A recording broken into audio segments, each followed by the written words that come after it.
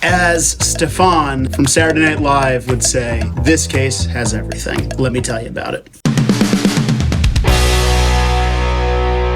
I'm Andy Gross, definitely not Bill Hader. I do not have his comedic chops. But today I want to talk about Chisholm versus Collins. This case is hot off the presses, and boy does it have everything going on. If you've followed this channel for a while, and if you've watched some of these YouTube videos, you know how I have said, or I've alleged, that the VA is trying to kill the supplemental claim when it comes to increased ratings or challenging decisions on the ratings of the disability itself. And the VA will often say, no, you've got to file a 526 to request an increase on your rating. Well, this new case that just came out from the Court of Appeals for Veterans Claims says no. A supplemental claim isn't a specific form, the 0995, it's a vibe. Here's what I mean by that. First though, let's talk a little bit about what happened in this case and who the parties are. Chisholm in the Chisholm versus Collins is the head of a large VA disability benefits law firm located in New England. They're one of the biggest ones in the game. Chisholm Chisholm Kilpatrick, you've probably heard of them, CCK for short. They have some great attorneys working at that firm, and I don't take anything away from them. But this case is fascinating, and the fact of the matter is, this case all came down to about $300 in attorney's fees. Not a huge deal when you consider that this is a massive firm with massive overhead and lots of attorneys and all that stuff. And in the grand scheme of things, $300 for attorney's fees is just not a lot. But it all came down to this. But this law that had to do with attorney's fees, or this case that had to do with attorney's fees, could have a huge impact on the Appeals Modernization Act and a problem that I see veterans facing every day. Now, if you're a veteran and you've received one of those letters that says, hey, you filed such and such claim on the wrong form, you need to file a VA Form 526EZ. And sometimes what happens is that veterans will file a supplemental claim, and then months later, even after they've been to C&P exams, somebody at the VA will go, aha, you've got to file a 526, because what they're really requesting is an increase. They're not disagreeing with the rating, but they're requesting an increase. And that's not a supplemental claim, that's a request for increase, which is different than a supplemental claim. And all this mental gymnastics leads to some really negative side effects, in my opinion. Number one, it can cut off continuous pursuit, because a request for increase doesn't maintain continuous pursuit under the statute like a supplemental claim would if that supplemental claim were filed within 1 year. There are a lot of implications here that could have to do with massive amounts of retroactive benefits and maintaining continuous pursuit to challenge a case in the long run. So let me do a little bit of backup here. Back in 2019, the Appeals Modernization Act was put into force. It passed a couple months prior, but it became effective in February of 2019. And that said that any decision after February 19, 2019, you could challenge in one of three ways: either supplemental claim, higher level review, Board of Veterans Appeals appeal, one of three ways. Now, I'm not going to get into what those three are. I've talked about it in other videos. But if you did that within 1 year of the date of the decision, you maintain something called continuous pursuit, and you could potentially get an effective date that goes all the way back to the date of initial claim. And this could be huge if you were fighting with the VA for a while. Now, what's happened over time, now you can file, by the way, a supplemental claim even after 1 year, but you don't maintain continuous pursuit. Let's say you have a decision, the decision gets denied, and then years later, the rating, whatever, gets denied, and then years later you file a supplemental claim. That supplemental claim does not maintain continuous pursuit because it was not filed within 1 year of the date of the decision. Now, there's some nuance here. If you file an intent to file within 1 year and then file a supplemental claim after that intent to file, again, it gets a little bit complicated here. I'm not going to get into specifics, though, on that. So let's talk about how this happened. In November 2019, a veteran who had been service-connected for a number of disabilities went to the VA and said, I'd like an increase on these disabilities. And that was denied in February of 2020. Shortly thereafter, less than a year later, Chisholm Chisholm Kilpatrick filed a request for higher level review, and the VA, in their words, didn't budge. Within a year of that, the veteran filed more evidence and a request for increased compensation based on total disability based on individual unemployability, or TDIU, on an 8940. And in April of 2022, the VA granted increases in the disabilities.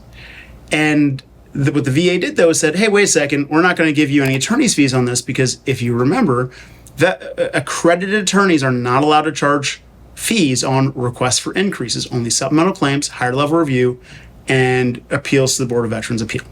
So with that said, the VA said no attorney's fees for you.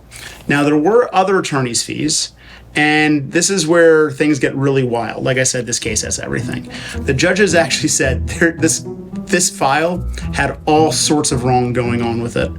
And there's even a reference to particle physics, which I'll get into in a second. What happened is that the court determined that actually that claim for TDIU, which is not a claim, it's a request for increase technically, was actually a supplemental claim. And the ultimate finding here was that a supplemental claim doesn't have to be on a 0995. Now, do not stop watching here because I need to give you this caveat. If you file a supplemental claim on anything other than a 0995, the VA is probably going to reject it. And there are a couple reasons for this. First of all, the VA is not implementing Chisholm versus Collins today, tomorrow, or probably even the next day. In fact, they're probably going to, the VA Office of General Counsel is probably going to appeal this to the Court of Appeals for the Federal Circuit, and it's going to go on for a while. That's number one. Number two is that, quite frankly, the VA uses a lot of AI technology, so if you file something other than a supplemental claim on a 0995 form, the VA is just not going to pay attention to it. So again, supplemental claims, if you disagree with the previous decision, a supplemental claim is one of the methods you can use to disagree with it. What does this really mean in practice? Can you file a supplemental claim, or can you submit a VA 21-526EZ and have it considered as a supplemental claim? Well, that's what the court seems to say here. And that's really, really big. Because as I said earlier in this video, we have a lot of cases where the veterans have submitted a supplemental claim, but the VA says, no, veteran, what you really want is a request for increase. You shouldn't have filed this disagreement. You should have filed a 526. But the veteran's like, no, I disagreed with the decision. That's why I filed it on a 0995. And then, of course, the VA goes, well, we know better than you. It should have been on 21-526. And that creates tons of problems, because oftentimes the VA doesn't even send out this letter for 6 months later, so you eat up all this time that could have been used actually developing the claim. You eat up months of effective date. But for us lawyers who've got a lot of these cases pending where the VA has dorked up with that whole wrong form thing, this creates a potential doorway into getting earlier effective dates on our claims. Sometimes it's only a couple months, right? So an example would be somebody submitted a supplemental claim because they disagreed with a decision, with a rating decision, and then 6 months later, they get a letter saying file a 526, so they file a 526, they get an increased rating, and that increased rating, it has an effective date of the date of that 526 and not to 0995. Only 6 months difference in back pay.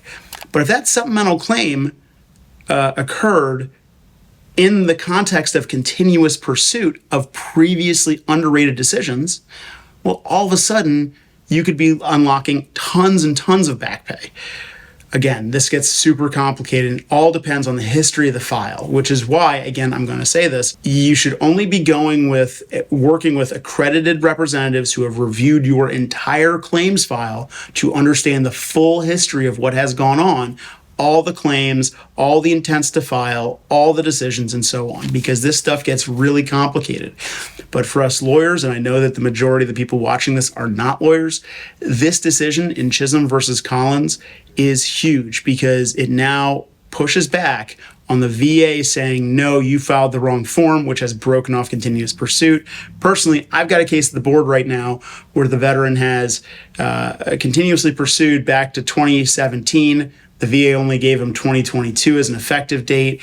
He filed the 0995. The VA said wrong form, so he filed a 526. The VA gave him the increase, and he came to us a little bit too late to appeal that initial decision that gave him the August 2022 effective date. But now, because the Chisholm versus Collins says there's continuous pursuit, we can go all the way back to 2017 potentially. Again, this is still pending at the board, still some argument, but this is a very big deal and a very big development in the Appeals Modernization Act, where the courts are saying, no, you have to look at the intent of what the veteran was trying to do in their file when they were filing that 21-526 or 0995 after an initial decision. Again, this only counts if that stuff happens within 1 year of a rating decision. So again, please don't sleep on your claims. If a decision comes out you disagree with, you got to do something to appeal it within 1 year, or you really put yourself behind the 8 ball with regards to filing and getting that earliest possible effective date. Now, if you've been denied a VA disability or you've been underrated or the VA just made a mistake in your file and you have a recent case, not something that's super old, let us know because we might be able to help. But anyway, I hope this was insightful. I hope this was helpful. Again, kind of nerding out on this. It's a great case to read. But again, if you have any problems with your VA disability claim because you've received a decision that you disagree with, reach out to us and maybe we can help. So until next time, take care.